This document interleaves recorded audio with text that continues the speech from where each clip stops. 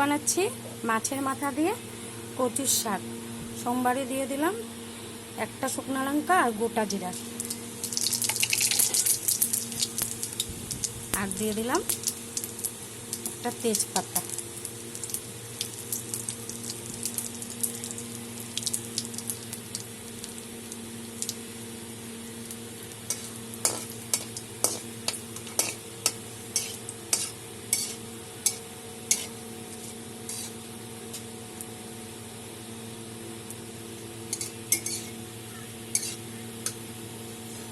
সোমবারটা হয়ে গেছে,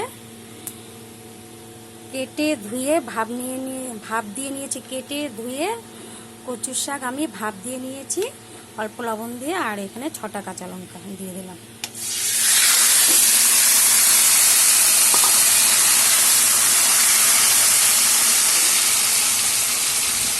আর দিয়ে দিলাম লবণ, হলুদ,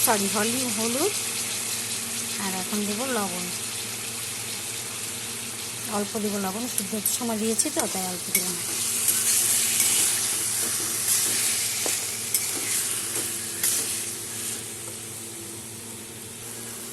এখন দিয়ে দেবো এখানে 1 চামচ জিরার গুঁড়া, আর 1 চামচ থেকে বেশি চিনি দেওয়া আছে। এখন কচুর শাকটা একটু মিষ্টি মিষ্টি খেতে ভালো লাগে তো তাই দিয়ে দিলাম। আর দিয়ে দিলাম একটা মাছের মাথা ভেজে রেখেছিলাম আগের থেকে, ওটা এখন দিয়ে দিলাম।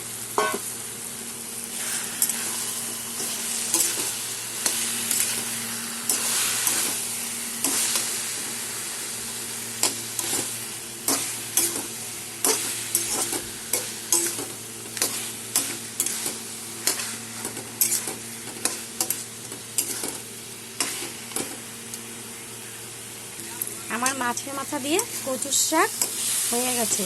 কচুর শাকের জল সমস্ত শুকিয়ে গেছে। তোমরা কিন্তু এটা বানাতে পারবে যে কোনো মাথা দিয়ে, ইলিশ মাছ, রুই মাছ, কাতল মাছ। আমি কাতল মাছের মাথা দিয়ে বানিয়েছি, খেতে কিন্তু খুব ভালো হয়, অসাধারণ একটা রেসিপি।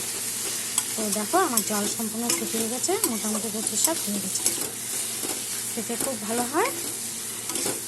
টাকি মাছ, শোল মাছ, এরকম মাছ দিয়ে তোমরা মাছের মাথা দিয়ে কচুর শাক বানাতে পারবে, অসাধারণ একটা রেসিপি।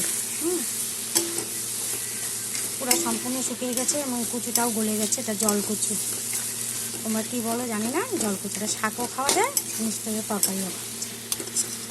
তো লাইক করবে, কমেন্ট করবে, শেয়ার করবে, আর সাবস্ক্রাইব করে পাশে থাকবে। আর যেরকম ভালো ভালো ভিডিও পেতে হলে চ্যানেলটাকে সাবস্ক্রাইব করে পাশে থাকবে। Thank you.